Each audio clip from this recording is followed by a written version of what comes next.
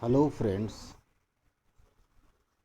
आपण आज डेटर मॅनेजमेंट या लेसनबद्दल आपण शिकणार आहे.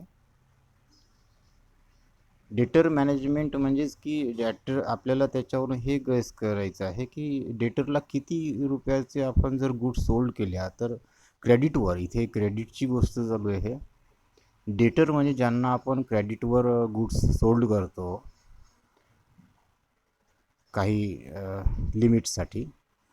तर जर आपण किती जर गुड्स आपण जर क्रेडिटवर विकल्या तर किती पर्सेंट आपल्याला लॉस होऊ शकतो, किती पर्सेंट अमाऊंट आपली त्या क्रेडिट सेल्समधली रिकवर नाही होऊ शकत याचा अंदाज जो असतो तो लावायचा असतो.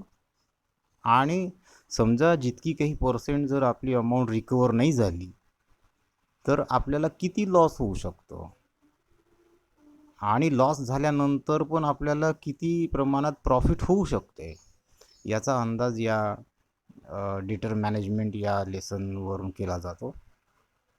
यामध्ये आपल्याला कॅल्क्युलेशन करून हा अंदाज बांधायचा आहे की जे आपण गुड्स आपण ज्या विकल्या क्रेडिटवर त्या डेटर्स लोकांकडनं आपल्याला किती रिकव्हरी होत आहे आणि किती पैसे आपले, किती अमाऊंट आपला बॅड होत आहे त्याचं कॅल्क्युलेशन करून आपल्याला शेवटी किती प्रॉफिट राहते की नाही राहत किंवा लॉसमध्ये आपण जातो आणि ते सुटेबल आहे की नाही, आपण तितक्या गुड्स तितक्या रुपयाचं सेलिंग्स क्रेडिटवर करणे हे सुटेबल आहे की नाही याचा अंदाज आपल्याला त्या कॅल्क्युलेशनवरून लावायचा असतो. इथे आपण पाहू शकतो फर्स्ट क्वेश्चन आहे, डेटर मॅनेजमेंटचा फर्स्ट क्वेश्चन आहे. A firm is considering purchasing its sales by existing credit facilities to the following categories of two customer. दोन कस्टमरला आपण वेगवेगळ्या टाईप प्रकारे समजा इथे आता विकण्याचा प्रयत्न करत आहे. समजा की कॅटेगरी ए कस्टमर जो आहे विथ 10% रिस्क, 10% रिस्क आहे की जे आपले पैसे, आपली अमाऊंट रिकवर नाही होणार of non payment. And category B customer with a 30% risk of non-payment. The incremental sales expected in case of category A are rupees 4 lakhs, while in the case category B are rupees 5 lakhs. आपण दोन कॅटेगरीचे customer इथे घेत आहे. फर्स्टची category आहे a customer, त्याला आपण 4 लॅक्सच्या goods आपण sold केल्या क्रेडिटवर, आणि बी कस्टमरला आपण 5 लॅक्सच्या क्रेडिटवर आपण सोल्ड केल्या. The cost of production of selling cost are 60% of sales. Production जे केलं आहे आपण, जे आपण सेलिंग करत आहे त्याची जे कॉस्ट आहे, जे आपल्याला त्या गुड्स प्रोड्यूस करण्याकरिता, तयार करण्याकरिता आपल्याला जी खर्च आला आहे तो त्या सेलिंग प्राईसच्या 60% आहे. While the collection cost amount rupees 5% of cells.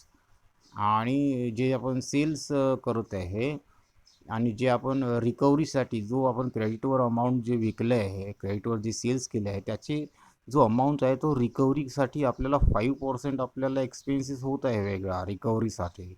In the case of एच्या केसमध्ये 5% आपल्याला रिकव्हरीसाठी तो पैसा वसूल करण्यासाठी एक्सपेन्सेस होत आहे.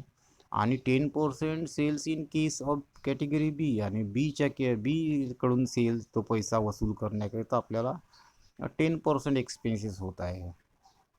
अशा प्रकारे हा क्वेश्चन आहे. You are required to advise the firm about extending credit facility to each of the above categories of customer.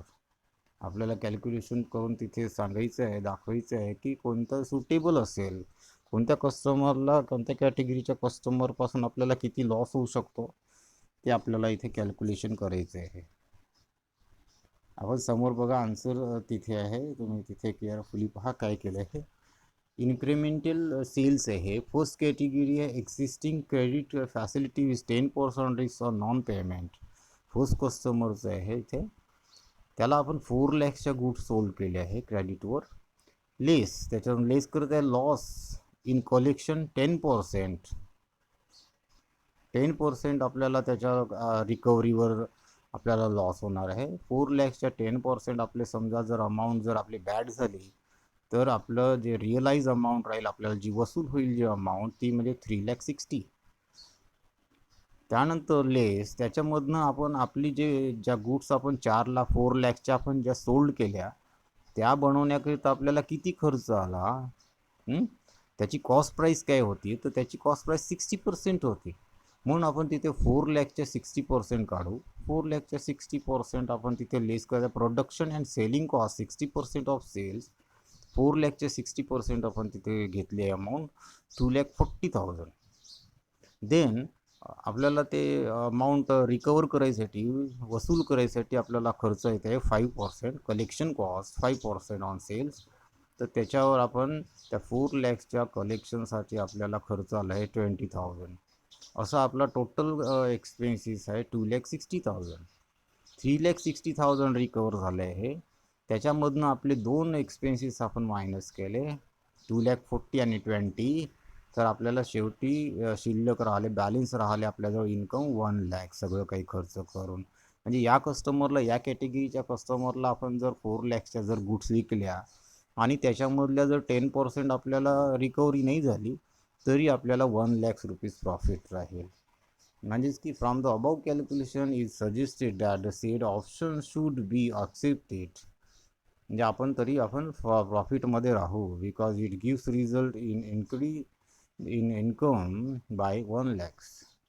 In second category, extending credit facility with 30% risks of non-payment.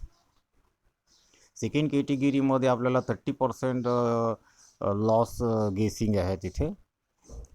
Incredible cells दिले आहे तिथे की 5,00,000. आपण जर त्याला 5,00,000 आपण समजा क्रेडिटवर विकलं, लेस आपल्याला लॉस इन कलेक्शनमध्ये लॉस होणार आहे, आपला बॅड होऊ शकणार आहे पैसा 1,50,000. आणि आपलं जर रिकव्हरीज होणार आहे ते होणार आहे 3,50,000. लेस प्रोडक्शन कॉस्ट आहे सेलिंग पर्सेंट ऑफ 60%. तर 60%, 5,00,000चे 60% जे होईल ती amount 3,00,000.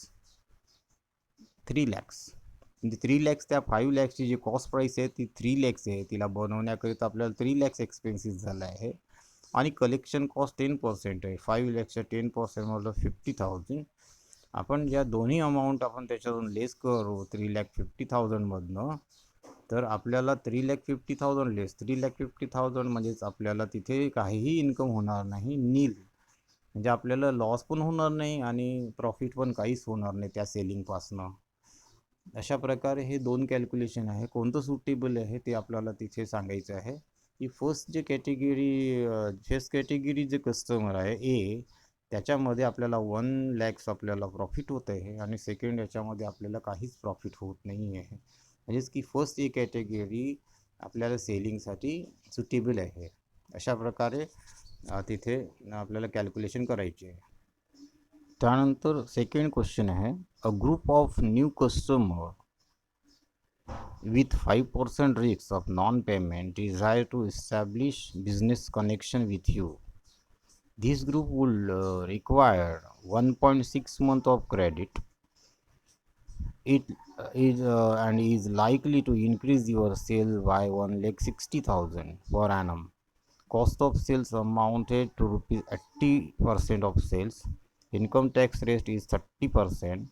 Should you accept the offer if the required rate of return is 30% after tax? यामध्ये आपल्याला एक न्यू ग्रुप एक कस्टमरचा ग्रुप आहे, त्याला आपल्याला 5% रिक्सवर आपल्याला नॉन पेमेंटच्या रिक्सवर आपल्याला जर विकल्या goods, the group require 1.6 month credit. 1.6 मंथच्या आपण क्रेडिटवर विकणार आहे. It likely increase your sales, आणि आपल्याला आपले इन्क्रीज सेल्स वाढवाय, त्यामुळे आपल्याला वाढवायचं आहे की 1,60,000 त्याला आपल्याला वाढवून आपल्याला ते क्रेडिट सेल्सवर वाढवायचं आहे. कॉस्ट त्या गोष्टचं जे सेल्स आहे, ते जो सेल्स करणार आहे आपण क्रेडिटवर, त्याची जे कॉस्ट प्राईस आहे ती राहील 80% ऑफ सेल्स. 80% आपल्याला त्या गुड्स आपल्याला बनवण्याकरिता खर्च आला आहे. आणि इन्कम टॅक्सचा रेट राहणार आहे 30%. आन्सर बघा तिथे खाली की profitable conditional sales increase increase in sales 1,60,000 less cost of sales आहे, त्या गोष्टीची कॉस्ट जी आहे ती 80% आहे सेल्सच्या. 1,60,000च्या 80% म्हणजे 1,28,000 ते त्याच्यामधनं लेस केले आहे, पण लेस करून 32,000 आपल्याला प्रॉफिट मिळालं आहे. त्यानंतर आपलं बॅड होणार आहे 5%, नॉन रिकव्हरेबल अमाऊंट आहे आपली 5%. सेलच्या 5% आपण गेस केले आहे की 5% आपलं नॉट रिकव्हरेबल आहे. 5% आपण 1,60,000च्या 5% घेऊ. जे सेलिंग प्राईस आहे 1,60,000 त्याच्यापैकी 5% आपलं बॅड होणार आहे. तर 1,60,000च्या 5% मीन्स 8,000. 32,000मधून 8,000 लेस करू म्हणजे आपल्याला प्रॉफिट राहील 24,000. त्यामधून मग आपलं जे इन्कम टॅक्स आहे 30% इन्कम टॅक्स त्याच्यातून लेस होईल. गव्हर्नमेंटचं जे इन्कम टॅक्स आहे ते त्याच्यामधून 30% लेस करू. 24,000च्या 30% म्हणजे 7,200. इथे टॅक्स घेताना ते नेट प्रॉफिटच्या घ्यायचं. 24,000च्या 7,200 येईल ते, म्हणजेच आपलं प्रॉफिट राहील net profit after tax 16,800. Require खाली दिले कॅल्क्युलेशनमध्ये दिलं आहे. Require return of additional investment in receivable expected return is equal to net profit before tax into rate of return. 7,200 कसे काढले, how we calculate the amount of tax then given under net profit before tax into rate of return is equal to 24,000 into 30%, 7,200. Then average investment in additional receivable, cost of receivable divided by receivable turnover. 1,28,000 आपलं तिथे cost आहे त्याची गुड्सची, cost of सेलची amount आहे 1,28,000 divided by 7.5%. 7.5%, how we calculate the 7.5%? Under you can see receivable turnover is equal to working days or month in year. Month in years 12 month आहे, तर तिथे आपण 12 मंथ घेतले आहे.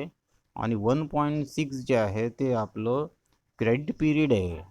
क्रेडिट पिरियडवर क्वेश्चनमध्ये दिले आहे, इथे तुम्ही पाहू शकता. क्रेडिट पिरियड आहे पर्सेंट आहे. The group would require 1.6 month of credit. तो 1.6 मंथ क्रेडिट आपण तिथे घेतले आहे. 1.6 12 upon divided by 1.6 is equal to 7.5. ते आपण इथे यूज केले आहे सेकंड याच्यामध्ये. 7.5 1,28,000 divided by 7.5 is equal to 17,067 rupees. Net profit after tax 16,800 and addition sales is more than the expected return rupees 7,200. An additional investment is receivable, hence proposal of new customer should be accepted. आपल्याला profit होत आहे 16,200 profit होत आहे. त्यामुळे हा जो selling आहे, हे जे सेलिंग आहे क्रेडिटचं ते आपल्याला सुटेबल राहील. अशा प्रकारे हे 2 क्वेश्चन आहे. तुम्ही त्याला पहा आणि त्याचं थोडंसं समजण्याचा प्रयत्न करा. बाकीचे क्वेश्चन आपण नंतर घेऊच. ओके, ठीक आहे. Okay, see you.